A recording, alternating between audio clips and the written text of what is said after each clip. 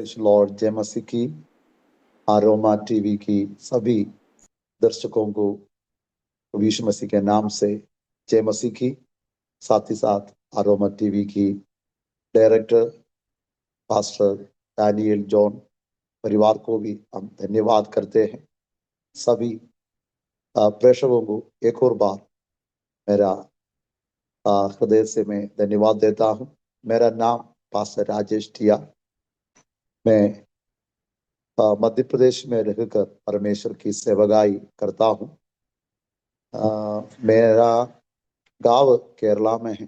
केरला में से मध्य प्रदेश में आकर सेवा करने के लिए प्रभु ने मुझे मदद किया। मेरा बचपन, मेरा स्कूल लाइफ, ये सब केरला में हमने किया था। काफी आनंद सा स्कूल लाइफ। माता पिता सब लोग केरला में रहते हैं। मध्य प्रदेश में सेवकाई के लिए मैं आया। काफी परेशानी को सामना करने के लिए मुझे मौका मिला। मेरा एक गवाही है। जिस जगह में मैं अभी रहकर सेवकाई करता हूँ, वहां जब हम लोग आए थे एक भी विश्वासी नहीं था। हम लोग अकेला बैठकर प्रार्थना किया। कुछ साल के बाद एक विश्वासी को प्रभु ने हमारे बीच में लेकर आया। उनके द्वारा धीरे धीरे सेवकाई को आगे बढ़ाने के लिए प्रभु ने हमें मदद किया, सहायता किया। उसके बाद काफी विपरीत परिस्थिति हमारे जीवन में आया। एक समस्या ही था। हमारा माता पिता, भाई बहन, गांव के लोग कोई भी हमारे पास नहीं था। एक अकेलापन को हमने महसूस किया। उस समय हमने सोचा वापस अपने गांव में चले जाएंगे। इधर रहने से बहुत कष्ट है, तकलीफ है। लेकिन उसी समय परमेश्वर का एक आवाज वचन के द्वारा मैंने सुना है। वो वचन हमसे बातचीत किया, मत डर, मैं तेरे साथ हूं, मैं तेरे संग हूं, मैं तुझे अकेला कभी ना छोड़ूंगा करके। वो वचन जैसे हमने पढ़ा, वो वचन मेरे अंदर ऐसे बातचीत किया, प्रभु यीशु मसीह आकर बात करते। फिर मैंने मेरा वाइफ से बोला, हम लोग इस जगह को छोड़कर, मध्य प्रदेश को छोड़कर केरल वापस नहीं जाएंगे। हम लोग इधर रहेंगे, इधर रहकर सेवकाई करेंगे। ऐसे इसी जगह में रहकर सेवा करना शुरू किया, अशोक नगर में। फिर हमने सेवकाई शुरू किया। कुछ साल के बाद, कुछ दिन के बाद हमें काफी लोग इधर प्रभु के पास आने लगा। सुसमाचार कई लोगों को सुनाने के लिए प्रभु ने हमें मौका दिया। 2010 में मेरा छोटा बेटा इधर जन्म लिया है। लेकिन उस समय काफी संघर्ष हमारे जीवन में आया। एक मलयालम गवाही में वो गवाही मैंने बोला था। वो पैदा हुआ था उस समय उनके लेंस में पानी भर गया। पानी भरने की वजह से वो काफी बीमार हो गया। एक दिन हुआ था उस समय। डॉक्टर ने मेरे से बोला, आप इधर मत रखना, दूसरा एक हॉस्पिटल में उनको ले जाइए। ऐसे गुना नाम का एक डिस्ट्रिक्ट हॉस्पिटल में हम बच्चों को लेकर गया, बालकों को वहां मैंने एडमिट किया। लेकिन 2 दिन के बाद डॉक्टर्स मेरे पास आकर मुझे कहा, आपका बेटा बहुत सीरियस कंडीशन में है, अभी आप इधर से कहीं भी ले जाइए, लेकिन कहीं भी आप लेके जाए तो भी आपका बेटा मर जाएंगे, कोई भरोसा नहीं है। उनके लंग्स में पानी भरा है, ऑक्सीजन कम है, इसलिए आप इसको कहीं भी लेके जाने के लिए चाहते तो आप लेके जा सकता है। डॉक्टर मेरे पास आकर मुझे डेथ सर्टिफिकेट दिया। डॉक्टर लोगों ने ऐसे लिखा, आप कहीं भी ले जाओ, लेकिन मार्ग में, रास्ता में आपका बेटा मर जाएंगे। इधर से 4-5 घंटे की सफर है भोपाल, इतना दूर तक आपका बेटा नहीं पहुंच पाएंगे। मैंने ये सोचकर बहुत आंसू बहाया, काफी निराशा हुआ। मैंने मेरा वाइफ से ये बात नहीं कहा, ऐसा कंडीशन है। भोपाल में हमारा एक सीनियर पास्टर है, पास साहब से मैंने फोन कर कर बताया, पास्टर साहब ऐसे ऐसे बात है, मेरा छोटा बेटा अभी बहुत सीरियस कंडीशन में है, कि हम उनको क्या करना है। पास्टर साहब ने मेरे से बोला, आप भोपाल हमीदिया मेडिकल कॉलेज में लेके आ जाइए, हम वहाँ रखेंगे। लेकिन हमने कैसे लेके जाना, ये हमें कुछ पता नहीं था। डॉक्टर से मैंने बोला, आप एक काम कीजिए, भोपाल मेडिकल कॉलेज के लिए रेफर कीजिए, हम वहाँ ले जाएंगे। तो इसका डॉक्टर ने बोला, आप ले जाइए, लेकिन एम्बुलेंस में लेके जाना है। मेरा प्लान यही था, बस में लेके जाना, क्योंकि उस समय मेरे पास इतना पैसा नहीं था, व्यवस्था नहीं था। मैंने बोला, एम्बुलेंस फ्री में मिल जाए तो हम ले जाएंगे हॉस्पिटल में। ये तो डॉक्टर ने बोला, हॉस्पिटल में एम्बुलेंस नहीं है, इसलिए आप प्राइवेट एम्बुलेंस को पकड़ना है, बुलाना है, उसमें लेके जाना है। मेरे पास नहीं था, मैं बहुत निराशा हुआ। मैंने बोला, मैं घर लेके जाएंगे, वहाँ ऐसे लेके जाने के लिए कोई व्यवस्था और आर्थिक स्थिति हमारी इतना अच्छा नहीं है करके बोला। लेकिन उसी समय एक अंकल, एक ब्रदर वहाँ स्कूल चलाते हैं, वो मुझे मिलने के लिए, मेरा बेटे को देखने के लिए आया था। उसी समय हम लोग ऐसे बातचीत करके खड़ा था। मैंने पूछा, क्या है? मैंने बोला, ऐसे कंडीशन है। थोड़ी समय के बाद वो भैया आकर मेरे से बोला, पास्टर साहब चिंता मत करो, एम्बुलेंस का पैसा मैं आपको दूंगा, हम लोग कर देंगे। एक बात मुझे वहां प्रभु ने बातचीत किया, मैं आपके लिए चिंता करने वाला परमेश्वर हूँ। कभी कभी हम लोग निराशा में, दुख में चले जाते हैं, परमेश्वर का वचन हमें दृढ़ करते हैं, मजबूत करते हैं। प्रिय ब्रदर ने पैसा दिया, वो पैसा मैंने एम्बुलेंस वालों को दे दिया। भोपाल हमीदिया में हमने लेके गया, लेकिन उस दिन हमीदिया हॉस्पिटल में बहुत हड़ताल चल रहा था। इसी वजह से ओपीडी बंद है, डॉक्टर्स नहीं है। बहुत तकलीफ हो गया, परेशान हो गया। मैंने सोचा, मैं क्या करूं, कैसे, कहाँ लेके जाएंगे। कई हॉस्पिटल में हमने, प्राइवेट हॉस्पिटल में वहां लेके गया, लेकिन वेंटिलेटर नहीं है, इसी वजह से वहां उनको एडमिट नहीं किया। फाइनली भोपाल में रेनबो करके एक हॉस्पिटल है, वहां पर एडमिट किया। वहां वेंटिलेटर में रखा, एक दिन रखा। दूसरा दिन मैंने डॉक्टर से जाकर पूछा, डॉक्टर साहब मेरा बेटा कैसे है, उनका कंडीशन क्या है करके मैंने पूछा। लेकिन डॉक्टर ने मुझे बताया, उनका बेटा अभी सीरियस कंडीशन में है, अभी तक डेंजर सिचुएशन को पार नहीं किया, हम लोग आपके बेटे को देख रहा है। मैं बहुत निराशा में वहां बैठा था। उसका नेक्स्ट डे एक भोपाल का रहने वाला एक अंकल हमें मिलने के लिए आया। मेरे से बोला, आप 2-3 दिन हो गया इस हॉस्पिटल में अकेला बैठ कर क्या करेंगे हैं? आप मेरा घर पे आ जाना, कपड़ा बदल दो, खाना वाना खा कर आ जाएंगे कर। वो मुझे उनका घर लेके जाने के लिए कोशिश किया। ठीक है, मैंने ठीक बोलकर उनके साथ जाने के लिए तैयार हो गया। हम हॉस्पिटल पार कर कर रोड में पहुंचा नहीं है, उससे पहले एक व्यक्ति हॉस्पिटल में से दौड़ कर आया, मेरे से बोला, आप जल्दी आ जाइए, आपसे मिलने के लिए एक व्यक्ति आया। मैंने सोचा, ये कौन है, क्या है, मुझे कुछ पता नहीं है। मैं सोचा मेरा बेटा अभी खत्म हो गया होगा, क्योंकि सीरियस कंडीशन में था। काफी निराशा में से वापस मैं दौड़ कर आया। मैंने पूछा, कौन आया मुझे मिलने के लिए? मैं बोला, वहां एक व्यक्ति खड़ा है, और वहां चला जाए, उससे मिले। मैंने जाकर देखा, ये एक अफ्रीकन था। वो मेरे से पूछा, आप पास्टर राजेश है क्या? मैंने बोला हाँ मैं हूँ पास्टर राजेश।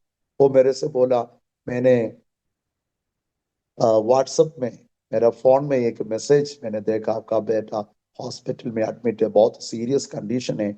उसी समय मैं मेरे कमरे में बैठकर प्रार्थना कर रहा था। उसी समय पवित्र आत्मा मुझे बातचीत किया, हॉस्पिटल में जाकर आपका बेटे के सिर पे हाथ रखकर प्रार्थना करने के लिए। मैं प्रार्थना करने के लिए आया हूँ, आपके बेटे के सिर पे हाथ रखकर। मैंने बोला मैं अभी डॉक्टर से परमिशन ले लेंगे, डॉक्टर से बात कर कर आ रहा हूं करके मैंने डॉक्टर को बताने के लिए गया, डॉक्टर से मिलने के लिए। उसी समय मेन डॉक्टर वहाँ का हेड मेरे से बोला नहीं हो सकता है, केवल हम डॉक्टर्स और नर्सेस अंदर बैठते हैं, बाहर का कोई भी हॉस्पिटल जहाँ आपका बेटा रहता पड़ा है, एडमिट है, वेंटिलेटर के पास हम लेके नहीं जाएंगे, बाहर खड़े होकर प्रार्थना करके जाने के लिए आप बोलना। मैंने इधर आकर ये प्रभु के दास से बोला, डॉक्टर ऐसे बोल रहा है आपको अंदर जाने के लिए परमिशन नहीं है, आप बाहर खड़े होकर प्रार्थना करके चले जाइए। तो प्रभु के दास मेरे से बोला नहीं, मैं ऐसे नहीं जा सकता हूँ, क्योंकि पवित्र आत्मा मुझे भेजा है, पवित्र आत्मा मुझे बताया आपका बेटा जिस हॉस्पिटल में, वहां जाकर सिर पे हाथ रखकर प्रार्थना करके जाने के लिए मेरे से बोला, इसलिए मैं वापस नहीं जाऊंगा, मुझे प्रार्थना करना है, मुझे प्रार्थना करना है। मैंने फिर आकर डॉक्टर से बोला, डॉक्टर फिर मेरे से बोला आपको समझ में नहीं आते क्या, हमने आपको बताया है इन्फेक्शन फैल जाएंगे, इसी वजह से हम किसी को भी अंदर जाने नहीं दूंगा, इसलिए बोलना उससे बाहर खड़े होकर प्रार्थना करके चले जाइए। मैंने फिर आकर इनसे बोला सर आपको अंदर जा नहीं सकता है, डॉक्टर मना किया है, इन्फेक्शन के वजह से किसी को भी अंदर आने के लिए डॉक्टर अनुमति नहीं देंगे। वो मेरे से बोला, प्रभु ने मेरे से बोला, यीशु ने मुझे भेजा है, पवित्र आत्मा मुझे अगुवाई दिया, इसलिए परमेश्वर की बात को मैं मानूंगा, मैं प्रार्थना कर कर मुझे जाना है। वो जिद कर रहा है। मैं फिर जाकर डॉक्टर से बोला, डॉक्टर भी जिद कर रहे, डॉक्टर मेरे से बोला नहीं हो सकता है, आपको हमने जो बताया है समझ में नहीं आते हैं क्या, नहीं है तो हम एक काम करेंगे, आपका बेटे को हम डिस्चार्ज कर कर घर भेजेंगे, घर में जाकर प्रार्थना करो। ये बात सुनकर काफी निराशा हो गया, मेरा दिल टूट गया, मैं वहां खड़े होकर रोने लगा, मैंने आंसू बहाया, क्योंकि अभी मेरा बेटा एक सीरियस कंडीशन में मृत्यु को देखकर, मृत्यु की बीच में है, हम क्या करेंगे, मेरे पास और कोई सुविधा नहीं है, कोई कुछ नहीं है, लेकिन मैं वहां खड़े होकर आंसू बहाया, प्रार्थना किया, क्या करेंगे।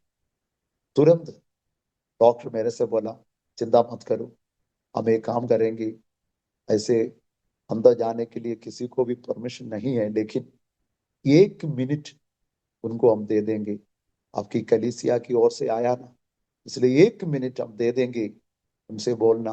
मैंने जाकर उनको बुलाया, डॉक्टर आपको बुला रहा है, आप आ जाइए। वो डॉक्टर के पास आया, डॉक्टर ने बोला ओनली 1 मिनट, केवल 1 मिनट आपको उस बेटे के पास अंदर खड़ा हो सकता है, तुरंत आप वापस आना है। ये रोगदास ने बोला yes, only 1 minute, I will stay. ऐसे कर कर अंदर गया, प्रार्थना शुरू किया, मैंने देखा मेरे बेटे के सिर पे हाथ रखकर वो प्रभु के दास प्रार्थना कर रहा। 5 मिनट हो गया, 7 मिनट हो गया, ये वापस नहीं आ रहा, मेरे मन में डर आ गया, आज डॉक्टर हमें डिस्चार्ज करेंगे, आज डॉक्टर हमें डांटेगा, क्योंकि डॉक्टर ने बोला केवल 1 ही मिनट में दे रहा हूं, केवल 1 मिनट अंदर खड़ा हो सकता है। मैंने भी डॉक्टर से बोला यस, केवल 1 मिनट ये खड़े हो जाएंगे, लेकिन अभी 10 मिनट हो गया। 10 मिनट के बाद ये वापस मेरे पास आया, वहां से आकर मेरे से पूछा क्या आप यीशु मसीह पर विश्वास करते हैं क्या। मैंने बोला हाँ मैं विश्वास कर रहा हूँ। उन्हें बोला मैं जानता हूं आप एक पास्टर है, एक पादरी है, लेकिन मैं आपसे पूछ रहा हूं, आप यीशु मसीह पर विश्वास करते हैं क्या? मैंने बोला मैं विश्वास करता हूं। मेरे अंदर डर था, अभी डॉक्टर क्या बोलेगा, डॉक्टर हमें डांटेगा क्या, डॉक्टर हमें डिस्चार्ज करेंगे क्या, ये सोचता। लेकिन डॉक्टर ने कुछ नहीं बोला, डॉक्टर चुपचाप खड़ा है, ये मेरे से इसे बात कर रहा है। मैंने बोला मैं विश्वास करता हूं। मेरे से बोला नहीं नहीं नहीं नहीं, आप विश्वास नहीं करते। यदि आप विश्वास करने वाला व्यक्ति है तो आप आंसू बहाकर, टूटा हुआ मन से, निराशा के साथ इधर खड़ा नहीं होता। आप आनंद के साथ इधर खड़े होना, क्योंकि आप विश्वास की बात बोलते रहना। आप हमेशा दुख में निराशा की बात बोलते बोलते रहते हैं, ऐसे मत खड़े होना। आप देखना, आपके बेटे के साथ आप मैदान में, घर में खेलते हुए अवस्था को देखना। आप अपने बेटे को हाथ पकड़कर उनको स्कूल लेके जा रहा है, ये बात को आप देख लो। मैंने बोला यस, मैं विश्वास के साथ देख रहा हूं। मैं मेरे बेटे को स्कूल लेके जा रहा हूं, मैं उनके साथ खेल रहा हूं करके मैं बोलने लगा।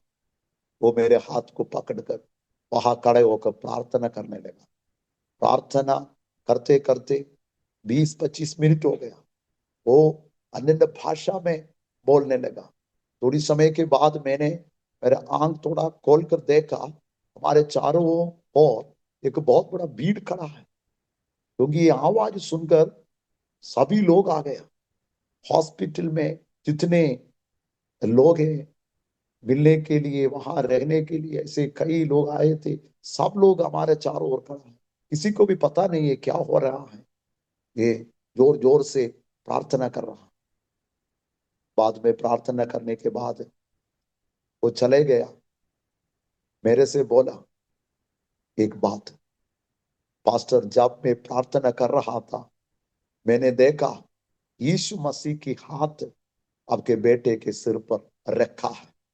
आपका बेटा अभी ठीक हो गया, चंगाई को उन्हें प्राप्त किया, आप विश्वास कीजिए। इतना बोलकर वो चले गया। अभी भी मुझे मालूम नहीं है ये कौन है, कहां से आया, किसने बुलाया, कुछ भी। अभी मैं अरोमा टीवी में ये गवाही दे रहा हूं, इसी समय में भी मुझे पता नहीं है वो कहां से आया। उसके बाद मेरे मन में, मेरे को समझ में आया और कोई नहीं है, केवल परमेश्वर का स्वर्गदूत है। कभी कभी परमेश्वर अपने स्वर्ग किया दूधों को बेचकर हमें संभालते हैं, हमें बचाते हैं। वो आकर प्रार्थना करके चले गया। ये घंटे के बाद रेनबो हॉस्पिटल का डॉक्टर मुझे बुलाकर कहा, आपका परमेश्वर सर्वशक्तिमान है, महान परमेश्वर है, क्योंकि आपका बेटा अभी नॉर्मल लेवल में आ गया, उनका लेग्स ठीक हो गया, ऑक्सीजन लेवल नॉर्मल हो गया। आप आ जाइए, अभी आपको वार्ड में हम लेके जाएंगे, आपको देख सकता है। एक गवाही बोलते हुए समय अभी मेरा अंदर ऐसे एक, सभी को एनकरेज करने के लिए मैं चाहता हूं, हमारा परमेश्वर के लिए सब कुछ संभव है, सब कुछ संभव है। डॉक्टर ने डेथ सर्टिफिकेट दिया था, लेकिन परमेश्वर मेरे बेटे को चंगा किया, प्रभु ने मेरे बेटे को छुटकारा दे दिया है।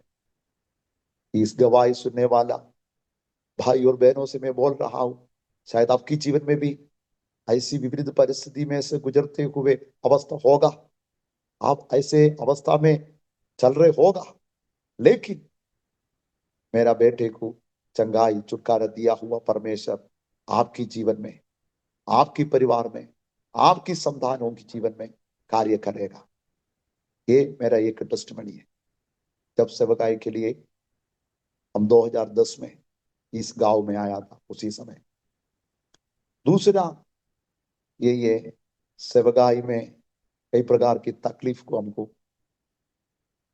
उठना पड़ा। हमारे सामने कई प्रकार की रुकावट आया था।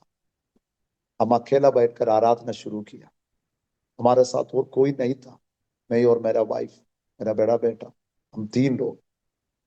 और पिता पुत्र पवित्र आत्मा, हम लोग 6 हो गए। हमने ऐसे प्रार्थना शुरू किया, लेकिन 1 साल के बाद एक व्यक्ति को प्रभु हमारा बीच में लेके आया। फिर धीरे धीरे कई लोगों के पास परमेश्वर का वचन को लेकर जाने के लिए प्रभु ने हमें अवसर दिया। कई लोगों को हम सुसमाचार सुनाया। अशोक नगर में, इस जगह में एक काफी लोग प्रभु यीशु मसीह को जानने लगा। उसी समय थोड़ा परेशानी हमारे बीच में आया। 2022 में एक अच्छा आराधना, एक अच्छा भीड़, अच्छा संगति को प्रभु ने हमें दे दिया। करीब 250-300 लोग हमारा आराधना में आने लगा। उसी समय कुछ लोग हमारे विरोध में खड़ा हो गया। लोगों हमसे बोला, इनको इधर से बहाना, ये इधर आकर परमेश्वर के बारे में बताते हैं, यीशु मसीह के बारे में बोलते हैं, गलत बात बताने लगा। मुझे इधर से डरा कर दूर और कहीं भेजने के लिए कोशिश किया। मेरे से बोला, तुमको पुलिस स्टेशन में हम डाल देंगे, जेल में डालेंगे, पुलिस को फोन कर कर पुलिस आएंगे, आपको जेल में ले जाएंगे करके मुझे सताने लगा। व्हाट्सएप में ऐसे ऐसे संदेश भेजने लगा। उसी समय हम बैठकर प्रार्थना किया।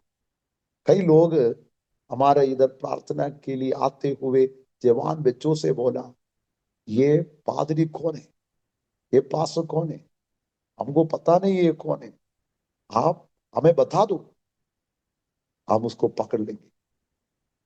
लेकिन उसी कंडीशन में भी हमने प्रार्थना किया, कोई भी मेरे पास आया नहीं, हाथ नहीं उठाया, प्रभु हमें संभाला। लेकिन 2022 में जिस घर में हम लोग आराधना चला रहा था, वहां हम लोग रहते थे, उस घर में से हमें निकाल दिया। बोला, आप हमारा घर में नहीं रहना है कर कर हमें धमकी दिया। जल्दी से जल्दी ये घर को आप लोग खाली करो, खाली ना किए तो आपका सामान पूरा सड़क में फेंक देंगे। ऐसे हमें बहुत डरा दिया। लेकिन हम डरा नहीं है, प्रभु पर भरोसा रखा। प्रभु ने हमें बुलाया है, प्रार्थना किया। दूसरा एक घर हमने ढूंढने लगा। उस जगह से 1 किलोमीटर दूर एक घर किराए से हमने ले लिया, वहां हम रहने लगा। फिर 10 किलोमीटर दूर एक गांव है, वो गांव में हम आराधना शुरू किया। सभी लोग वहां पर आराधना के लिए आने लगा। 1 महीने के बाद वहां भी हमको परेशान होने लगा। लोग हमें परेशान किया। गांव में आकर बोला, ये पादरी को इस गांव में आने नहीं देना, इनको इधर बिठाना मत। जिस गांव में हम आराधना करते थे, वहां का एक मुख्य व्यक्ति है, उनके पास आकर बोला, हम लोग आएंगे, हम लोग तलवार लाठी सब लेकर आ जाएंगे, सबको हम मारेंगे, इसलिए उनसे बोलना इधर आना मत। तो लोगों मेरे को फोन कर दिया, पादरी साहब अब हमारे गांव में भी मत आना, लोग इधर इकट्ठा हुआ है, समस्या आ जाएंगे, सताव आएंगे, इसलिए आप अभी मत आना। फिर हमने वहां की आराधना स्टॉप कर कर जिस घर में हम लोग रहते हैं, वहां हमने आराधना शुरू किया। हमने डरा नहीं है, अभी भी हम इस जगह को छोड़कर गया नहीं। चाहे कुछ भी हो, परमेश्वर के लिए जिस जगह में प्रभु ने हमें रखा है, इधर रहकर प्रभु की महिमा कर सके, परमेश्वर के राज्य की बढ़ोतरी के लिए आगे बढ़े, ये हमारा इच्छा है। इसलिए अभी भी हम इस गांव में हैं, इस जगह में हैं। एक ही व्यक्ति भी नहीं था हमारे साथ। ऐसी अवस्था में अभी कुछ लोग हमारे साथ आराधना के लिए। मध्य प्रदेश का 5 जिला में अभी हमारा सेवक आई है। 26 लोग हमारे साथ हैं। जब मैं मध्य प्रदेश में आया था, हमें हिंदी मालूम नहीं था, लोग मलयालम बोलते थे, हिंदी में प्रचार करना नहीं आता था, गीत गाना नहीं आता था। लेकिन परमेश्वर ने सब कुछ हमें सिखाया। ये सब प्रभु की महिमा है। दूसरा, तीसरा गवाह यही है, मेरा बड़ा बेटा दूसरे मंजिल में से गिर गया, वैसे खड़ा होकर नीचे की ओर देख रहा था, वहां से वो नीचे गिरा कंक्रीट रोड में। भयानक रूप में एक आवाज सब लोगों ने सुना, क्या है, क्या हो गया करके। गांव वहां के मोहल्ले वाले सब इकट्ठा हो गया, देखो तो ये नीचे गिर गया। हम लोग डर गए, मैं और मेरा वाइफ डर गया। हमने नीचे जाकर इनको उठा लिया, उठा कर लेके आया। लोगों ने बोला इनका सिर में कुछ तकलीफ हो गया होगा, इसलिए इनको ले जाइए हॉस्पिटल में, स्कैनिंग करना, ये करना, वो करना, इसे कई बातें बता दिया है लोग इकट्ठा होकर। हमारा बच्चा हमारा टाइल्स में गिर जाते हैं, हमारे घर के अंदर गिर जाते हैं, उनका हाथ और पाँव टूट जाते हैं करके हमसे बोलने लगा, पहचाने लगा। लेकिन हम डॉक्टर के पास गया, डॉक्टर ने देखने के बाद बोले इनको कुछ नहीं हुआ, एक भी चोट नहीं है, एक भी प्रकार की रुकावट और तकलीफ नहीं है, ये ठीक ठाक है, इसको ले जाइए, कोई दिक्कत नहीं है। मैंने वापस घर में लेके आया, वहां मोहल्ले वाले सब हमारे पास आया, सब लोगों ने एक ही बात बोला, आप लोग प्रार्थना करने वाले लोग हैं, इसलिए आपका बेटे को कुछ हुआ नहीं। तो इसका प्रार्थना करने वालों के लिए हमें संरक्षण, प्रोटेक्शन, संभालने वाला एक परमेश्वर आज भी है। ऐसे कई गवाहियों के द्वारा, कई अनुभव के द्वारा परमेश्वर ने हमें इस जहां में खड़ा किया। मेरा नेक्स्ट गवाह यही था, मेरे शरीर में कई प्रकार की बीमारी आने लगी, मतलब एक बाल तोड़, एक भयानक बाल तोड़ हो गया। मैं डॉक्टर के पास गया, डॉक्टर को दिखाया, डॉक्टर ने बोला इसको ऑपरेशन करना है। हमारा कलीसिया के लोग, परिवार के लोग, सभी लोगों ने मेरे से बोला ऑपरेशन करो, ऑपरेशन करो। मैंने क्या किया, ऑपरेशन किया, ऑपरेशन कर कर वो बाल तोड़ को ऑपरेशन करके निकाल दिया। उसके बाद 1 साल हो गया, वो पत्ते नहीं, वहां से ब्लड आते रहता है। 1 साल सूखते नहीं, सूखा नहीं, वहां से पल्स आने लगा, ब्लड आने लगा। फिर हमने डॉक्टर के पास गया, डॉक्टर ने बोला दोबारा ऑपरेशन होना है। मैं डर गया, मैंने बोला दोबारा ऑपरेशन नहीं कर। फिर मैं मेरा गांव में केरला में चले गया, वहां मैंने एक डॉक्टर को दिखाया। वहां भी डॉक्टर ने मेरे से ऐसे बोला ऑपरेशन की जरूरत है, ऑपरेशन कर कर उसको फिर से उसके अंदर से वो पल्स को निकालना है, फिर ठीक हो जाएंगे। 25,000 रुपया इसके लिए आपको चाहिए, आपको 15-20 दिन का रेस्ट चाहिए, ऐसे बोला। मैं काफी निराशा के साथ वापस हमारा गांव मध्य प्रदेश में आया। मैंने 7 दिन का एक फास्टिंग में बैठा, 7 दिन केवल इसी विषय के लिए प्रार्थना किया। मैंने ऐसे बोला प्रभु जी, हम कई लोगों के लिए प्रार्थना करते हैं, कई लोग इधर आकर ठीक होकर चले जाते हैं, यीशु मसीह आज भी जिंदा है, जीवित है। प्रभु जी आप मेरे जीवन में एक चमत्कार कीजिए। मैंने प्रार्थना किया, 7वां दिन मैं सुबह उठकर देखा वो वहां है नहीं, कंप्लीटली ठीक हो गया। वहां से ब्लड नहीं आ रहे, कुछ भी नहीं आ रहे, सब ठीक हो गए। प्रभु मुझे उत्तर दिया, मैं तेरे साथ हूं, मैं तेरे संग हूं, मैं तुम्हें इधर लेके आया हूं। मैंने ऐसे प्रभु से पूछा, ऐसे मैंने बोला यदि आप मुझे इधर लेके आए तो आपकी इच्छा है मैं इधर रहकर सेवा करना, तो मुझे एक चिन्ह चाहिए, ये ठीक होना है।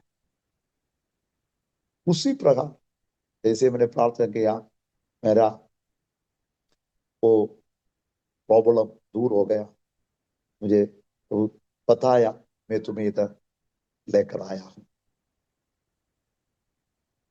फिर कभी कभी हम लोग ऐसे महसूस हो गया था जब इधर आए थे, हम अकेला,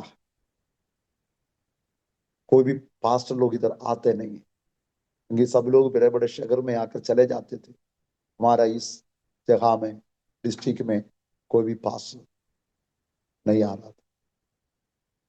लेकिन प्रार्थना करने के बाद अभी काफी प्रभु के दास लोग, कई प्रभु के दास लोग इधर आते हैं, हमारे कलीसिया में आते हैं, इस जगह में आते हैं, तो चलो हमारे गांव में आते हैं। मैं परमेश्वर को धन्यवाद करता हूँ। आज अरोमा टीवी की जितने प्रभु के दास और दासियां हैं, सुनने वाले लोग हैं, मैं आप लोगों से बोलना चाहता हूँ, कभी कभी हम सोचते हैं हम अकेला, लेकिन हम अकेला नहीं है। सर्वशक्तिमान परमेश्वर हमारे पास है, हमारे साथ है। मैं मेरे वाइफ से बोला, ये हमारा पद्मोस की टापू है, हम अकेला है, कब हम इधर से बच जाएंगे, बाहर जाएंगे। लेकिन इस अवस्था में परमेश्वर ने हमें बातचीत किया, प्रभु ने हमें रखवाली किया। आज भी हम जिंदा जीवित है। कई लोग हमें मारने के लिए, हमें गाली दिया, हमें सताने के लिए आया, लेकिन प्रभु ने हमें संभाला। जिस दिन हम लोग सेवगाई के लिए गांव जा रहा था,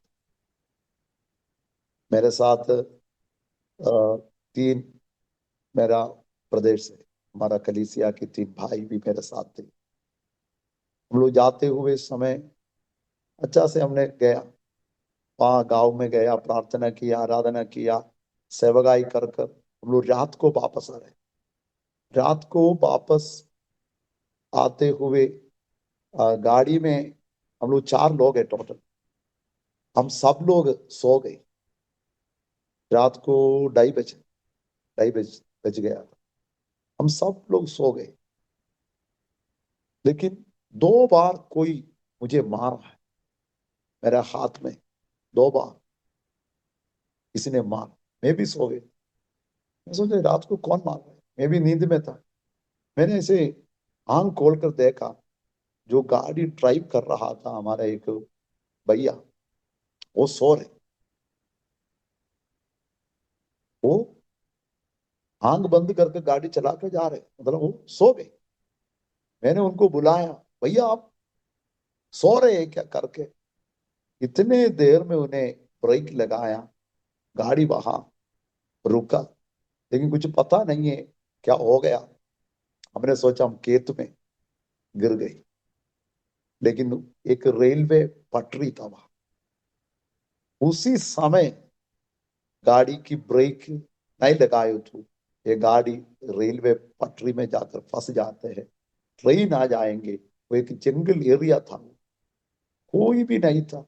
रात को 2:30 बज गए, बज 2:30 2:30 3 बज गए थे। तुरंत हमने गाड़ी से उतर कर आपस में पूछा क्या हो गया, क्या हो गया, किसी को कुछ पता नहीं है। कुछ लोग डर गया, उनको होश नहीं था उसे। तो इसको सडनली तुरंत मेरे अंदर एक वचन आया, इस्राएल का परमेश्वर ना उगदेगा ना सोएगा। मेरे से मेरे अंदर एक वचन आया, इस्राएल का परमेश्वर ना उगदेगा ना सोएगा। आज ये गवाही सुनने वाला मेरा भाई और बहनों से मैं बोलना चाहता हूं, हम लोग रात को सो जाते हैं, हम लोग ड्राइव कर कर थक जाते हैं, लेकिन हमारा परमेश्वर हमारे साथ है, हमारे संग है। वो हमारे जीवन में हमेशा रहकर हमें मदद करते हैं। इसलिए आरोमा टीवी में जितने दर्शक हैं, उन लोगों से मैं बोलना चाहता हूं, हमारे जीवन में कई प्रकार की विपरीत परिस्थिति आ जाएगी, कई प्रकार की तकलीफ आ जाएगी। उस समय सर्वशक्तिमान परमेश्वर जिसने हमें बुलाया, वो हमें छोड़ के जाने वाला प्रभु नहीं है। ये मेरा अनुभव है। मेरा अनुभव में से कुछ टेस्टमनी आप लोगों के सामने में रखा हूं। नॉर्थ इंडिया की सेवकाई में कई प्रकार की मुसीबतों का हमने सामना किया। कई बार बच्चों को 5 रुपया की पार्ले जी बिस्किट उसी समय 2010 के बाद खरीदने के लिए हमारे पास पैसा नहीं था। दूध खरीदने के लिए पैसा नहीं था, लेकिन उस समय में भी हम प्रभु के सामने विश्वास योग्य बनकर रहा। आज प्रभु हमें अद्भुत रीति से चला रहे। आज प्रभु की हमें कृपा है, इसलिए हम विश्वास योग्य बनकर रहो, वो हमारे साथ रहेंगे। हमें प्रेस का यदि आपके पास यदि कोई प्रार्थना विनती है, प्रार्थना रिक्वेस्ट है, तो हमें बुलाना है। हम लोग आपके लिए प्रार्थना करेंगे। मैं आप लोगों के लिए छोटा शब्द में प्रार्थना करने के लिए चाहता हूं। इस गवाही के द्वारा प्रभु आप सबको आशीष दे। मुझे समय दिए हुए अरोमा टीवी की डायरेक्टर पास्टर दानियल जॉन को भी मैं धन्यवाद करता हूं, तो परिवार को भी हम धन्यवाद करते हैं। तो वो आप सबको आशीष दे। मैं प्रार्थना करना चाहता हूँ। धन्यवाद हो प्रभु जी, धन्यवाद हो। हालेलुया। प्रेमी दयालु अनुग्रहकारी पिता परमेश्वर, हम आपको धन्यवाद करते हैं। प्यारे प्रभु जी, अरोमा टीवी की जितने दर्शक है, सभी के लिए मैं प्रार्थना करता हूँ। उनके जीवन में प्रभु जी कई प्रकार की विविध परिस्थितियां आ जाए तो भी प्रभु आप उनके साथ हो, संग रहना। प्रभु मेरे जीवन में आप कैसे अद्भुत चमत्कार किया, उसी प्रकार हमारा भाई और बहनों के जीवन में आपकी चमत्कार को, आपकी आशीषों को आप उंडेल दें। जितने लोग ये गवाही सुना, सबकी जीवन में एक नया जोश, एक नया हमें आनंद प्यारे प्रभु जी आप प्रदान कर सके। पास्टर दानियल जॉन के लिए भी हम प्रार्थना करते हैं, उनके सेवकाई के लिए हम प्रार्थना करते हैं। अरोमा टीवी की हर एक दर्शकों के लिए हम प्रार्थना करते हैं। एक गवाही सुनने वाला हर एक व्यक्ति की जीवन में परमेश्वर की आशीष और अनुग्रह बने रहने के लिए हम आपसे विनती करते हैं। धन्यवाद हो प्रभु जी, आपने हमारी प्रार्थना को सुन लिया। यीशु के नाम से मांगते हैं, सुनो और कबूल कीजिएगा। आमीन, आमीन।